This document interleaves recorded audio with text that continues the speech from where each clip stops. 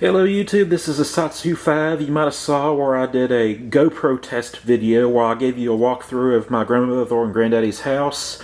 Now that both of my grandparents are dead, and we're trying to figure out what we're going to do with the house and the stuff and that kind of things that go along with that.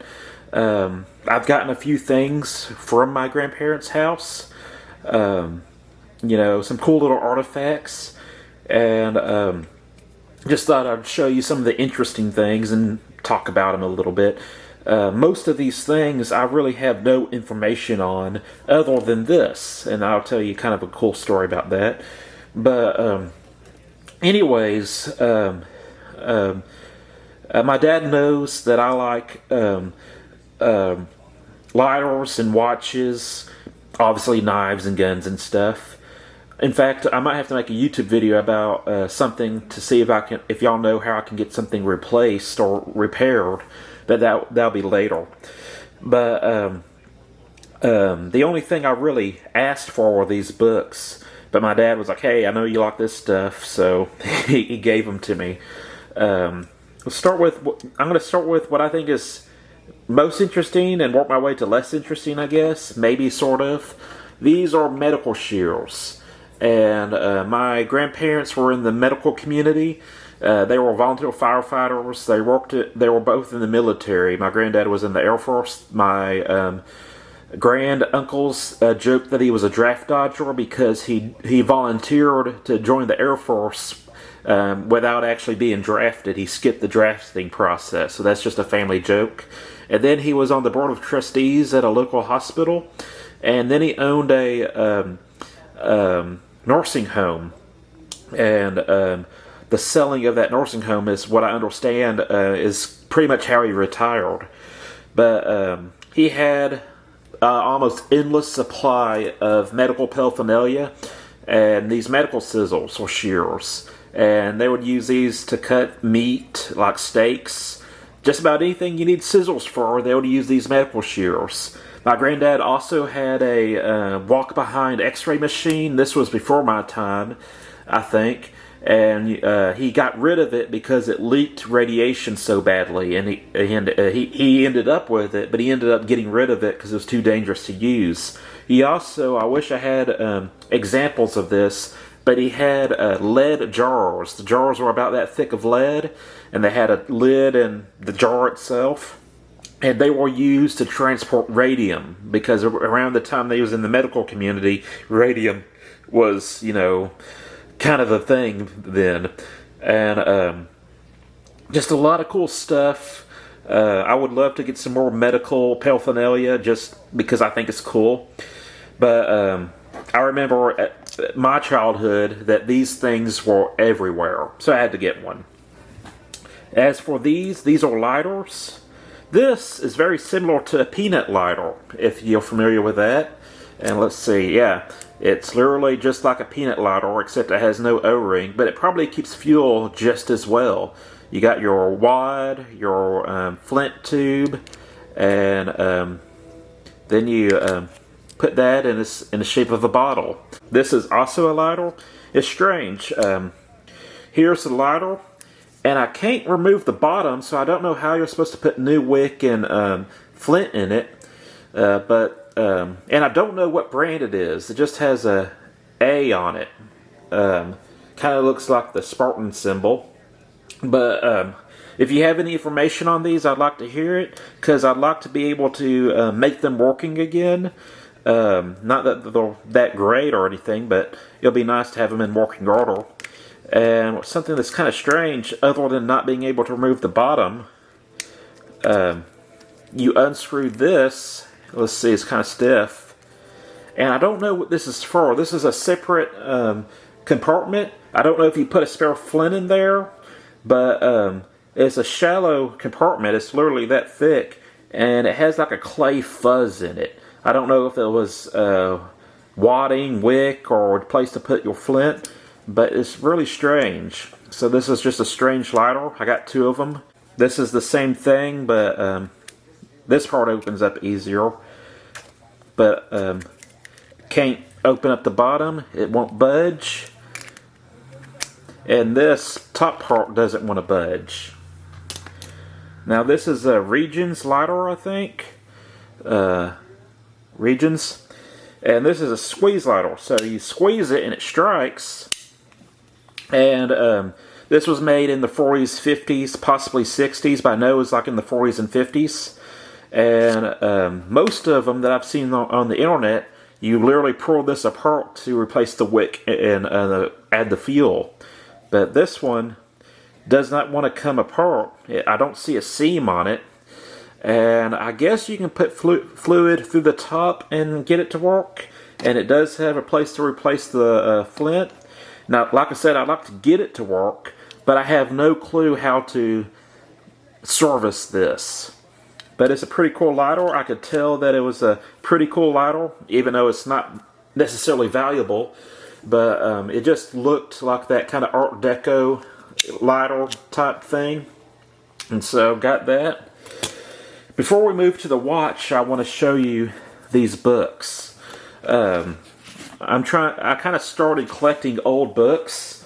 I actually bought me a 1919 copy of 20,000 Leagues Under the Sea. I thought to myself, if we ever go through another snowpocalypse, I'd like to have physical books so I don't have to borrow my battery, and might as well get old ones. C.S. Lewis actually talks about old books in one of his worlds, but I'm sure he's not talking about old examples, but just old copies. But this is Victor Hugo's Notre Dame, and I found this book and I asked my dad for it because this was a pretty cool book, and it's illustrated. So it has pictures, in different places. There was Esmeralda, and for some reason it has tracing paper between those.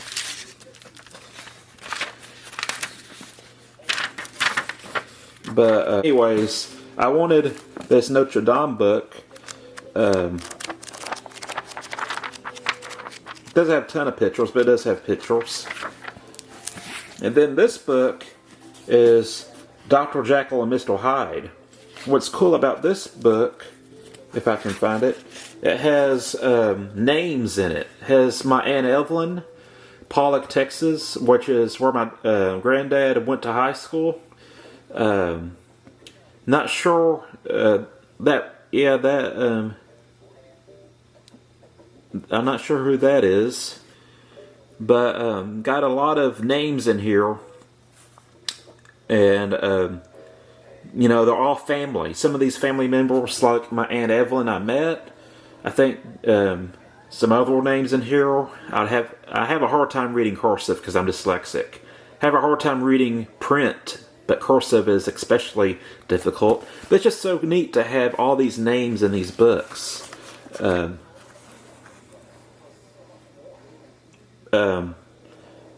Mr. G. Culbertson, that would be my granddad. Anyways, I thought that was cool. I guess there was a pride of ownership of novels. I don't know when this book was printed, if it actually says. This book has May 12th, 1941 on it, just to give you an idea of probably when this book was bought. I don't know if that's when it was printed, but it was printed in the United States of America, I know that much. But 1941 is when the signatures were put in this book.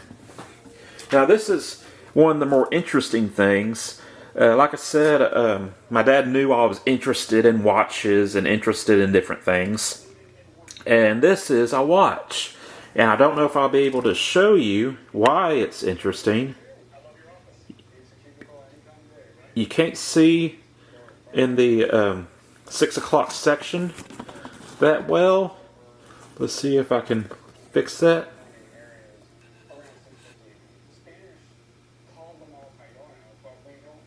Do you read that at the 6 o'clock position? It says Swiss made. We can flip over to this side. You can see that it says Swiss, anti-magnetic, and shock protectant. and I can find next to nothing online about this watch. It's a Swiss chronograph, a Swiss chronograph, and it doesn't seem to be working. I'm going to take it to my local watch repair place when I get some money. But this is an attractive watch in my opinion. I wouldn't mind wearing it. And it's a Swiss watch, so you know it's made well. And I found a similar watch on eBay, and the person's asking $700 for it. I have no clue if that's a buy it now, or I probably should have looked. Let me see if I can reference. I took a screenshot to reference it. Yes, buy it now for $700, and it's almost exactly the same as this, but instead of having the black dial, it's white. But other than that, it's pretty much the same. I don't own a chronograph. I own only one other Swiss watch, but it'd be cool to get this to work. The glass is a little bit marred and scratched, but I'd love to get this to work and have myself a nice Swiss watch that's a mechanical movement. This seems to be a mechanical movement. It might be quartz. It doesn't say quartz on it. As old as it looks, I think it predates the 1980s and 70s, so I'm not entirely sure. But I'd like to get it to work, because saying that you have a Swiss watch is just one of those cool things that you get to say occasionally. Some people say, hey, I got a BMW, or I have a Mercedes-Benz. It looks like a pride of ownership. I have a Beretta side-by-side or under-over shotgun. And I'm not a rich person. I won't be able to buy a Patek Philippe or an Omega. If I put a Rolex on layaway for a while, I could afford it. But, there's just some watches I won't really be able to attain. And the fact that I can't find nothing about this brand. Let's see if I can bring this brand into focus. Lamay. Lamay. And, like I said, I found nothing on Wikipedia. I found nothing as of a website or anything on this watch. And I'd like to get more information about it. I'd like to get it working. And I think it's pretty cool. And I just thought I'd share that with you. It's sad that both my grandparents were gone. But it's kind of cool going through the artifacts and learning about them. I have a photo, and it's a pretty blown out photo, but a story that my granddad told many, many times. I never knew him to be a liar, but he told us about when he went to to Greenland, that there was a polar bear on the loose on base, and it was like being aggressive towards people. And this guy apparently got a pipe or a piece of rebar and took it out. Like he hit it with the rebar pipe in the neck area or something, and he actually knocked it out. They eventually got guns and plugged it a few times. But, it's like, oh, yeah, that's a good story, Grandpa. But my brother found the photo of the bear, which is cool. It's not a good photo. It's blown out. You mostly see white, but you can kind of tell that it's a polar bear. I'm going to have to show that to you. I might annotate it into this video. But it's cool to find that photo. He's not in the photo. I think he's taking the photo. But this happened like 2 days before he showed up to Greenland. And there was this whole big red tape thing they had to go through to make sure that they weren't going to get in trouble by the authorities because they killed a polar bear, which are protected. So it was an interesting story. And as you know, as a YouTuber, I like to document things. And I just thought I would share this with you. So that's it. And also, I want information on these lidars. If you have information on how I can break down this lidar and put a new wick and fuel in it, and what this is for, and if I can put a new wick and flint in it as well. These might be disposable, but I doubt it, because butane lidars weren't a thing. and this would have to be refilled because petroleum lighters don't last that long. So, and this thing is kind of stiff. Anyways, hope you found that interesting. I'm a Satsu 5, and I'm out.